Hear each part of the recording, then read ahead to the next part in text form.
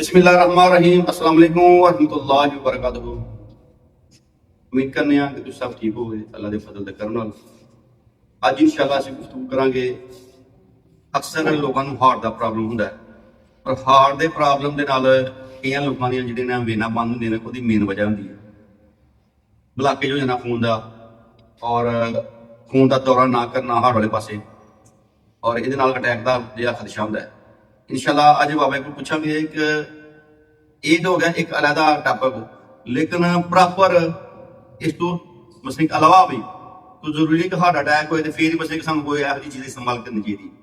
आहे बगाहे भी मसले कि सानू वो चीज़ इस्तेमाल करनी चाहिए जिस नाल कैस्ट्रोल या ये मसले पैदा ना हो। क्यों भाजी? बिल्कुल। ये अज गुफ्तगू करिए जनाब जी। अल्लाह पाक रहमत फरमाए तमाम वीडियो देखने और सुनने वाले दिल दी गहराइयां तो दुआ गो अल्लाह रब्बुल इज्जत दी ज़ात इन्हां दे बख्त बुलंद अता फरमाए।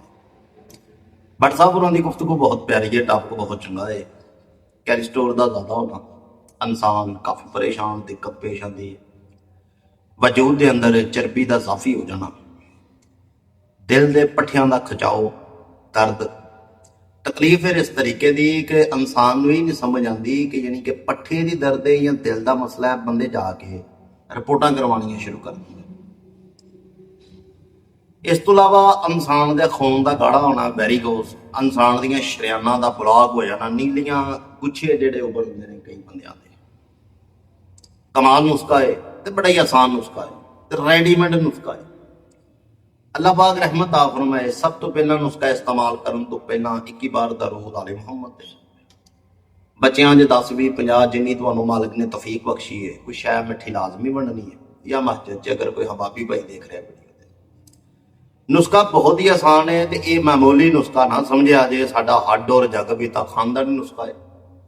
लसन देसी होना चाहिए। बट साहब ठीक हो गए, छोटा लसन देसी होना चाहिए। इनू छां च सुका लो, ਇਹਦਾ पाउडर बना लो। ਇਹਦਾ पाउडर अगर 100 ग्राम है तो जिंजर भी इनू कहा जाता है, अदरक भी इनू कहा जाता है। ਇਹਦਾ पाउडर कपड़े छान भी 100 ग्राम। अदरक का पाउडर, अदरक का पाउडर, सुंड जिन्हों कहा जाता है। हाँ जी हाँ सुन लसन का देसी सुका के पाउडर दोनों ही हम वतन है। ठीक हो गया। ये अंदर मालिक रहमत आ फरमाए अजमैना 4 ने, जंगली अजमैन 1 तोला, ठीक है, 3 चीज़ां हो गई, और 4 तोले अर्जुन की छाल मिला लेनी। तमाम पाउडर नूं एक दफा कपड़े छान करके इनू फुल साइज का कैप्सूल इंसान भर ले।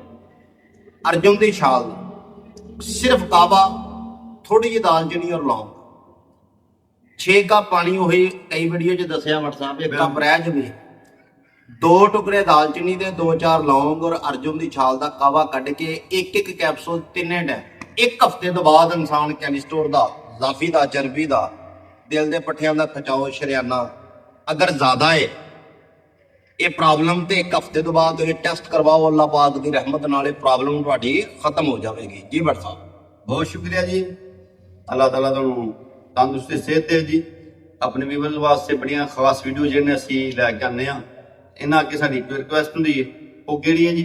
चैनल सबसक्राइब करना सारे मेरे बहनों और भाइयों ने, वीडियो शेयर करनी है, और मालिक रहमत आ फरमाए फीडबैक लाजमी देना है कि तुसी किहड़े जिले कंट्री चो साडी वीडियो नूं इस टाइम वॉच कर रहे जी। मिलते हैं इस तरह कोई अगली वीडियो लैके, उन्नी देर तक मुहब्बतां च याद रखना है। अल्लाह ने के बाद।